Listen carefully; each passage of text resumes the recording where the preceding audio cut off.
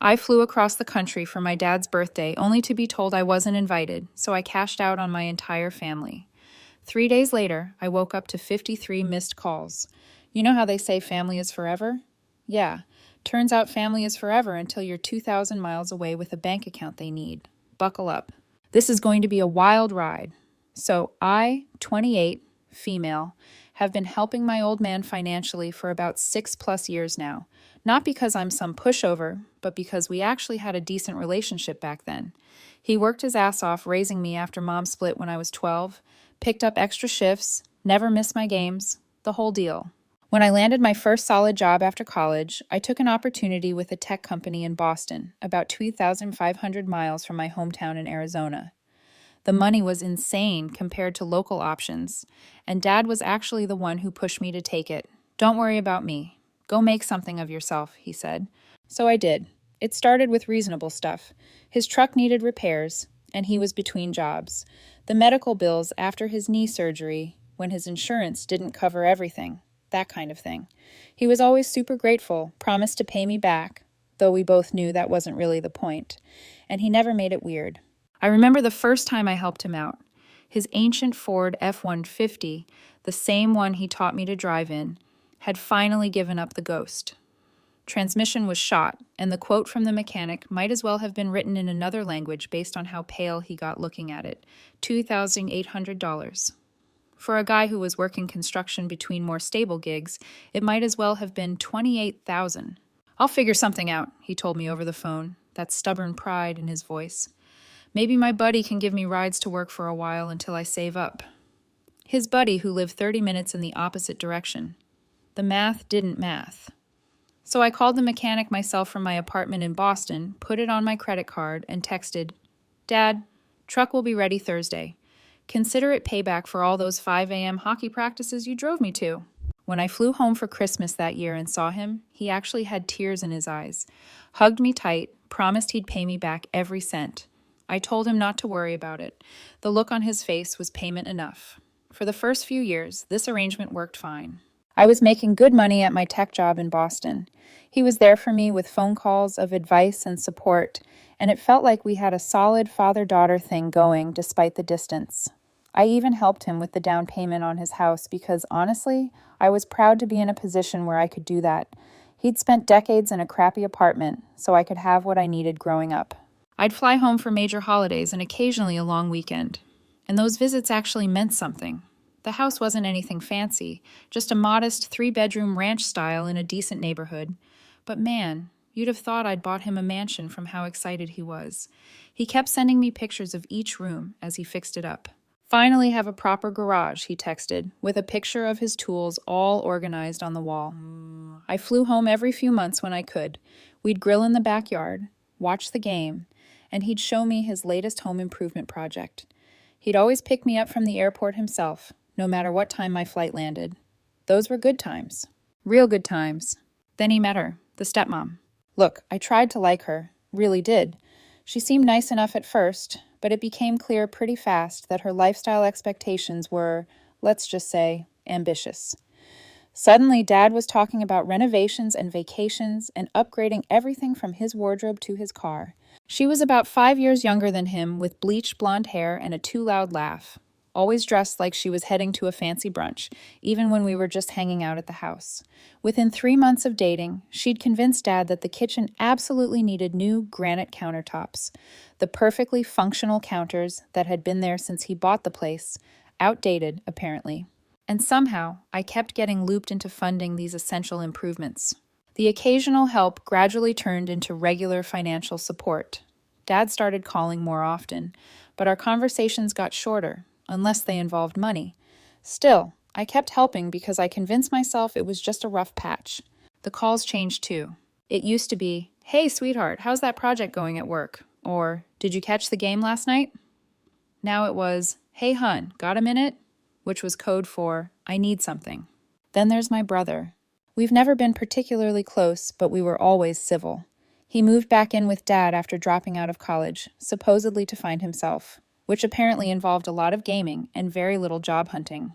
Whenever I'd visit, he'd make these little comments about how lucky I was to have a good job, Like my degree and 60-hour work weeks had nothing to do with it. My brother is 2 years younger than me. Where I took after Dad, practical, hardworking, likes sports, he was always more like Mom. Artistic, restless, convinced he was meant for something special. Maybe that's why Dad always cut him more slack.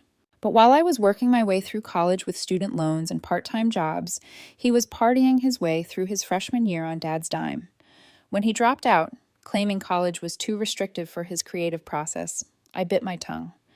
My brother's creative process mostly seemed to involve playing League of Legends until 4 a.m. and sleeping until noon. When I'd visit, he'd barely acknowledge me, except to ask if I could spot him some cash until his next gig. Gigs that mysteriously never materialized. The real shift happened gradually. The grateful, "Thanks, sweetheart, I don't know what I'd do without you," became, "We were counting on this." The occasional request became monthly expectations. The appreciation faded, replaced by a weird sense of entitlement to my money. Like the time I flew home for Thanksgiving and noticed Dad's new 75-inch smart TV mounted on the wall.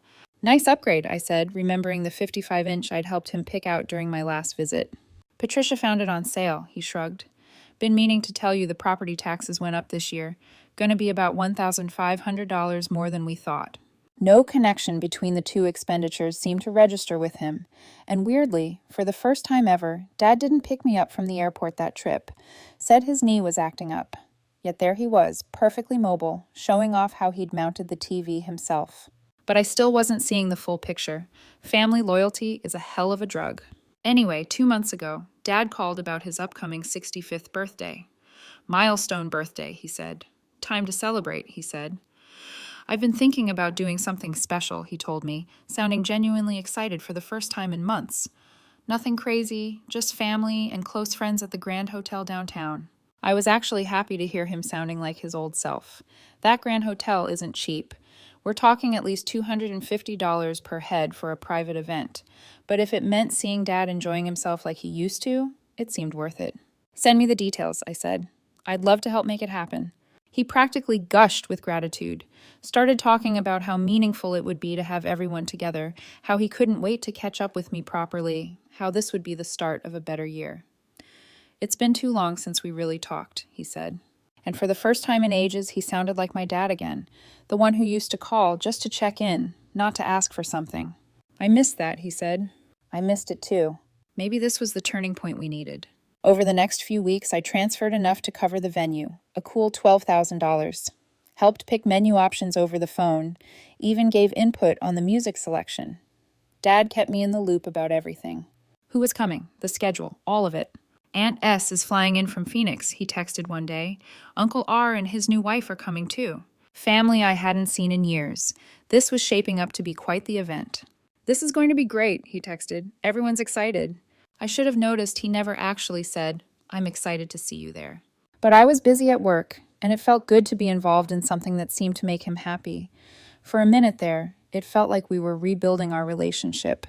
I didn't receive a formal invitation, but why would I? I was helping plan the damn thing. Of course I'd be there. I booked a cross-country flight, took 3 days off work, and reserved a hotel room near the venue. The day before, I texted him to confirm the time as I was packing my suitcase, and he responded with, "Doors open at 7, dinner at 8. No mention of meeting up beforehand, offering to pick me up from the airport or anything, but I didn't think much of it.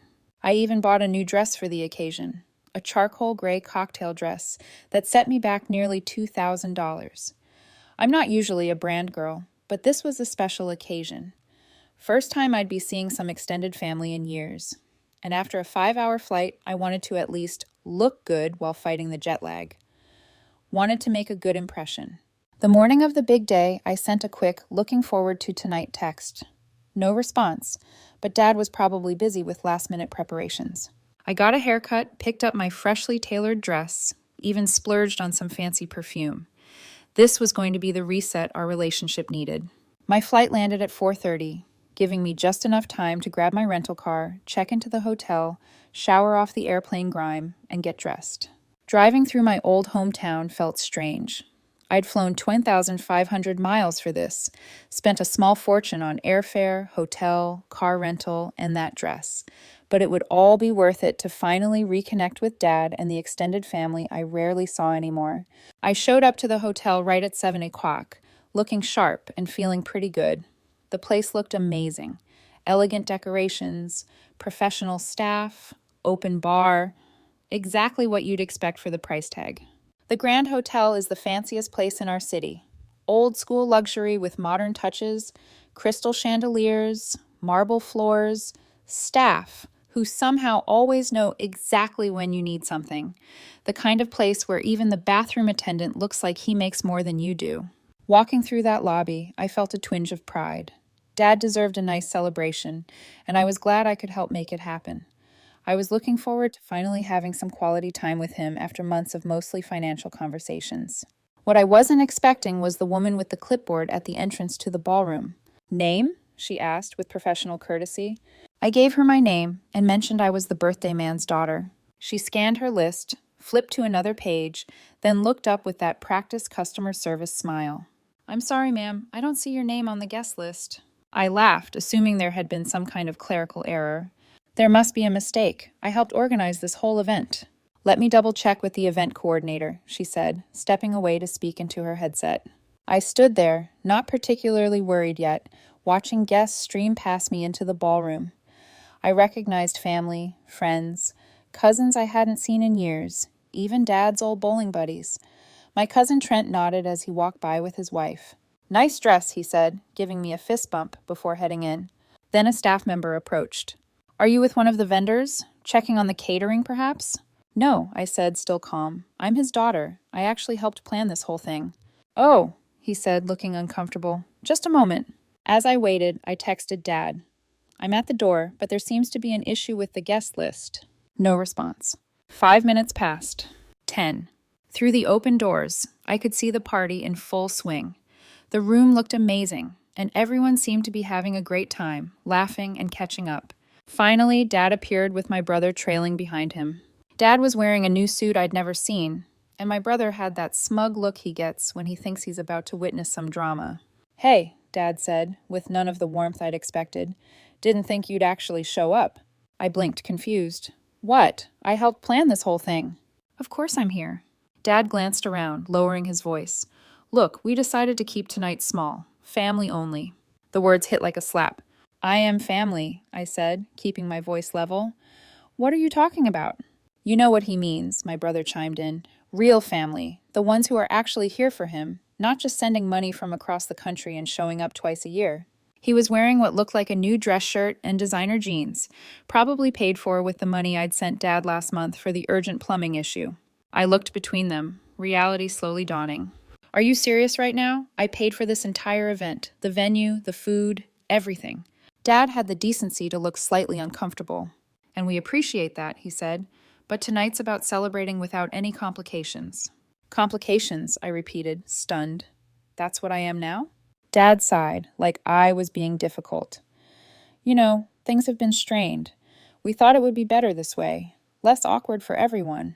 One of the waitstaff was hovering nearby, clearly pretending not to listen while catching every word. Young guy, probably college age, straightening already perfect place settings at the table closest to us. And standing just inside the doorway, watching this whole interaction, was my stepmom. She was decked out in what had to be a brand new outfit, complete with jewelry that definitely wasn't from a department store. When she caught my eye, she quickly turned away, pretending to be fascinated by a conversation with my aunt. I took a deep breath. Getting angry wouldn't accomplish anything, but I wasn't about to slink away either, not after flying across the country, not after funding this entire charade. "You know what?" I said calmly. "I think I'll stay." Dad's eyes widened slightly. "Look, Lisa!" "No, you look," I said, keeping my voice steady but firm. "I flew 2,500 miles to be here. I paid $12,000 for this venue. I'm going in." My brother stepped forward, trying to look intimidating. "Dad said—" "I don't care what Dad said," I replied, not backing down. "I care what I did, which was make this entire night possible." I pulled out my phone and opened my banking app. "Want to see the transfer? Want to call the event manager over and ask who paid the deposit? Because I'm happy to clear that up right now." My brother scoffed. "Always about money with you, isn't it?" I couldn't help but laugh at the sheer audacity. That's rich coming from the guy who hasn't paid his own phone bill in 3 years. Tell me, how's that creative process going? Reached level 100 in League yet? He flushed red but didn't have a comeback. Funny how people who leech off others never seem to have a good defense when called out directly. Dad tried another approach. Lisa, please, it's my birthday. Oh, I'm well aware, I cut in. I have the credit card statement to prove it. Along with statements for the last 6 birthdays, Christmases, and that time you absolutely needed a new fishing boat because, and I quote, it would help with your depression. How's that working out, by the way? Because from where I'm standing, seems like the only thing that was depressed was my bank account. The waiter who'd been pretending not to listen was now openly watching, a slight smile at the corner of his mouth. I caught his eye. Excuse me, I said. Could you please tell my aunt, the one talking to that blonde with more filler than personality, that her niece would like to speak with her outside? Just say it's about a surprise for my dad. My aunt's always had a soft spot for me. That's why I called her.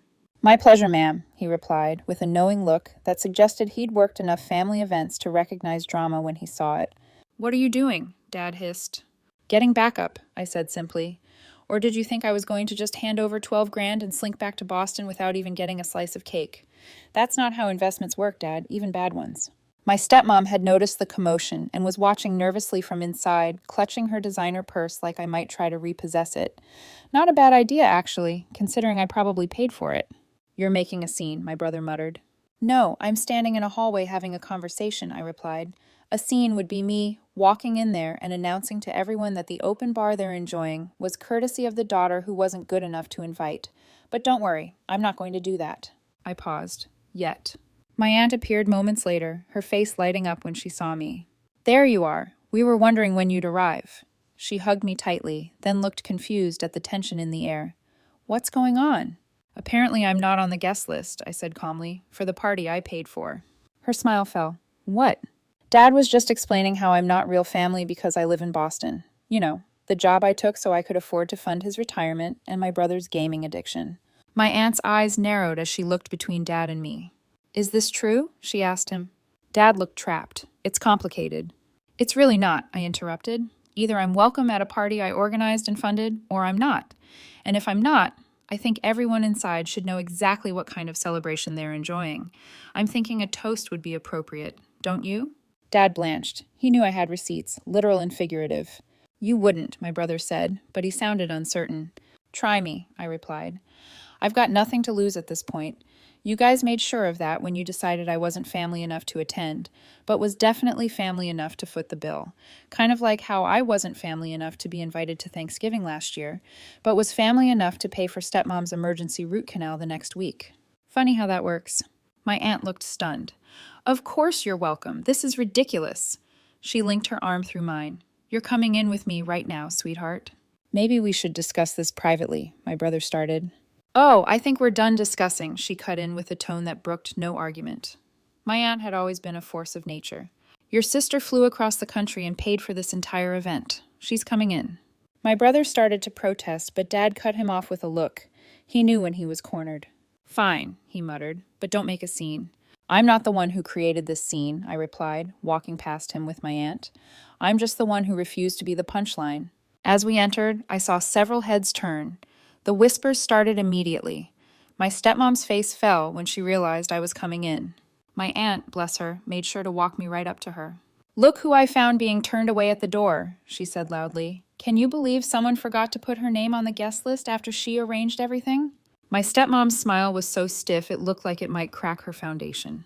Oh, what a terrible oversight, she said. So glad you could make it. Wouldn't have missed it for the world, I replied, with a smile that didn't reach my eyes. Nice necklace, by the way. Reminds me of the one I saw when my credit card statement showed a charge at Tiffany's last Christmas. What a coincidence. She touched the diamond pendant nervously. Your father has excellent taste. Yes, in jewelry. Not so much in party guests, apparently. I turned away before she could respond and headed for the bar. If I was going to get through this evening, I needed a soda, maybe with a little umbrella in it, just to mark the occasion. What's really going on? My aunt whispered as we walked through the crowd. 6 years of financial abuse followed by the ultimate slap in the face, I said under my breath. I've sent them almost $250,000, and they tried to keep me out of a party I literally paid for. Her eyes widened. $250,000? Yes, I've got all the receipts. Every transfer, every text, every broken promise to pay it back when things stabilize. Jesus Christ, she breathed. And tonight, just the icing on the cake. They didn't think I'd actually show up. Thought they could take the money and have their perfect party without the inconvenience of my presence. She squeezed my arm. What are you going to do? I smiled grimly. I'm going to enjoy the party I paid for. Stay close to me, she said. I've got your back. For the next hour, I circulated through the party, calm and composed on the outside while my mind was racing. Every time someone said, "Amazing party," or "Your dad must be so happy," I just smiled and replied with gems like, "He should be. It cost enough to put a down payment on a house," or "Nothing but the best for Dad. That's my motto, and his, apparently, when it's on my dime." I caught my aunt talking intensely with a couple of other relatives, occasionally looking my way. Word was spreading. My uncle caught my eye from across the room and raised his glass in silent solidarity. Then he deliberately turned his back on my dad. Small gestures, but they didn't go unnoticed. My phone buzzed with a text from my aunt. Told your uncles what happened. They're pissed.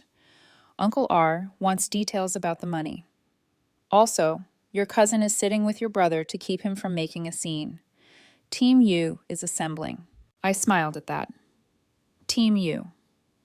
Maybe I wasn't as alone in this family as I thought. I noticed my dad watching me nervously from across the room, clearly waiting for me to cause a scene.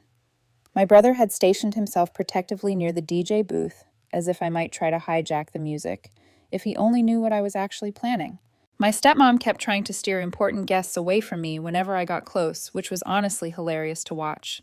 "Oh, you must see the photo display over here," she'd say loudly, practically dragging people away mid-conversation. I played it cool, biding my time. I knew exactly when my moment would come. I wasn't going to waste the chance to say my piece, not after flying 2,500 miles and spending 6 years being the family piggy bank. The DJ caught my eye and nodded slightly. The cake was being wheeled in. Showtime. Dinner was winding down. The cake was being prepared in the kitchen. According to the schedule I had literally planned, it was almost time for toasts. The DJ announced, "And now, some words from family and friends to celebrate our guest of honor." A few people spoke. Dad's bowling buddy told a story about their glory days. His sister shared a childhood memory. My stepmom gushed about what an amazing man he was and how lucky she felt. Then, before my brother could grab the microphone as planned, my aunt stood up. "I believe my niece has something to say," she announced, looking directly at me. After all, she made this whole evening possible. There was a smattering of applause as I walked to the front. Dad looked like he was about to have a heart attack. My stepmom was frantically whispering to my brother, who started to stand up, but was yanked back down by my uncle. I took the microphone, smiled, and raised my glass. "I'd like to propose a toast to my father on his 65th birthday," I began smoothly. "Dad, our relationship has changed a lot over the years. I've been thinking about how to mark this occasion, and I realized the best gift I could give you is honesty." I paused, letting my gaze sweep the room. When Dad called me about this party, I was thrilled. I was happy to help plan it, happy to cover the entire $12,000 cost of the venue and catering, happy to fly across the country to be here. Murmurs rippled through the crowd. A few guests glanced at one another, confused. "What many of you might not know," I continued, "is that for the past 6 years I've been helping Dad financially. It started with small things. His truck needed repairs, there were medical bills. That was no problem. I was glad to help the man who raised me." I pulled out my phone and held it up slightly, not enough to seem theatrical, just enough to make the point. But over time, the request grew. The gratitude shrank. Dad and my stepmom began to expect regular financial support from me. I turned to face Dad directly. "In total, over the past 6 years, I've given you $237,182. The room fell into absolute silence. I have every transfer documented. Every text where you promised it was just until things settled down. Every email thanking me for the temporary help that somehow became permanent." Some guests looked stunned. Others stared at their plates. A few were already whispering. And despite all this, when I showed up tonight, after flying across the country, taking time off work, buying a new dress, I was told I wasn't on the guest list. My voice didn't waver. I was told I wasn't real family, just the ATM funding the lifestyle you see around you. I gestured to the elegant chandeliers, the fully stocked bar, the marble floors. "So, happy birthday, Dad. My gift to you is the truth." I let that sit for a beat. "Everyone here now knows exactly who paid for this party. Everyone knows exactly how you treat your own daughter. I raise my glass higher. To clarity, to reality, and to finally being free of financial exploitation disguised as family obligation.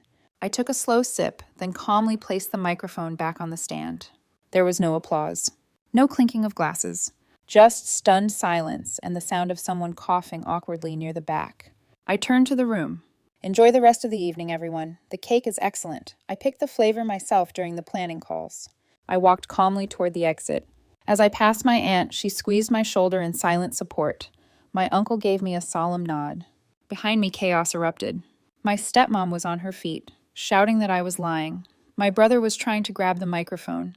Dad just sat there staring at his plate, stone-faced. But I didn't look back. I walked out with my head high. The weight of 6 years finally off my shoulders. Fair. In the days that followed, the fallout was predictable. Dad's messages evolved from furious to desperate as the financial reality set in. Stepmom was suddenly reevaluating their relationship now that the money train had derailed. My brother had to deal with Dad's increasing panic about bills. How could you do this to me after everything I've done for you? This is a massive misunderstanding. Call me. The mortgage is due next week. I thought we had an understanding. Then stepmom's talking about moving out. Is that what you wanted? I don't know how I'm going to make ends meet. Please, sweetheart.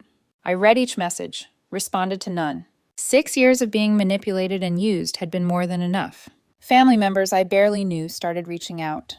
Some to criticize me for humiliating Dad, others to quietly admit they'd suspected something wasn't right for years. My cousin called. Look, I've got to ask, he said. Was all that stuff you said true? Every single word, I said. Every dollar, every broken promise. Jesus, he muttered. I always wondered how Uncle was affording all that stuff on his pension. Figured maybe he had investments or something. His only investment was me, I said. For what it's worth, he said before hanging up, I think you got screwed over. Bad.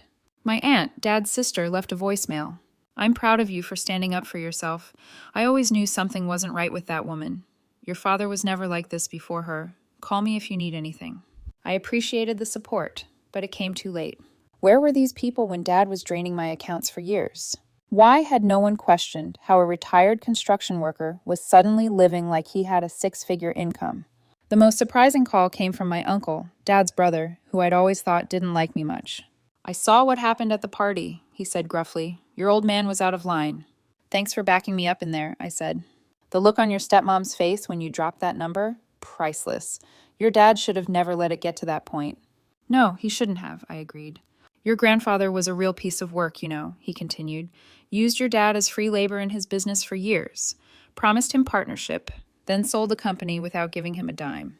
I paused, letting that sink in. Your dad swore he'd never be like that with his own kids, he said. The irony wasn't lost on me. Guess some patterns are hard to break. Maybe, my uncle said, but you broke it. Good for you. I didn't respond to any more of Dad's increasingly desperate text. Instead, I took the money I'd been setting aside for his next inevitable emergency, a cool $10,000 that was earmarked for whatever crisis would surely arise, and booked a trip I'd been putting off for years. I didn't even bother flying back to Boston first. I changed my return flight to Portland and spent 2 weeks backpacking through national parks in the Pacific Northwest. No phone, no emails, no family drama, just me, nature, and the freedom of knowing that my finances were mine again. When I got back, tanned and more at peace than I'd been in years, there was a letter in my mailbox, handwritten, from Dad. Lisa, I don't expect you to forgive me. What I did was wrong on every level. The party was Patricia's idea. She thought having you there would be awkward after you and I argued about the kitchen remodel. I should have stood up to her. I should have stood up for you. The truth is, I've been drowning for years. First in debt, then in lies to cover that debt. It was so easy to lean on you because you never said no. Never made me feel small for asking. And I took advantage of that in the worst way.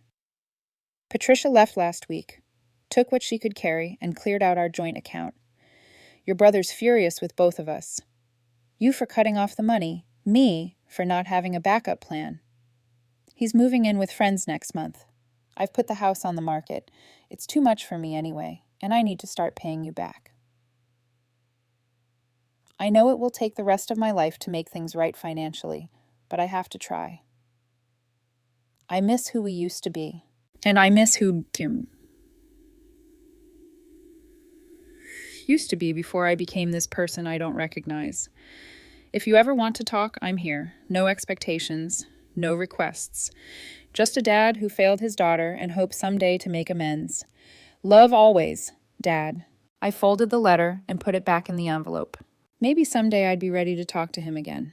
Maybe I'd even be able to forgive him. But not today. Today, I was calling a financial advisor to set up a retirement account for myself. Today, I was finally putting myself first. People ask if I regret how things went down. I don't. I'm not angry anymore. I'm just done. I helped because I genuinely wanted to.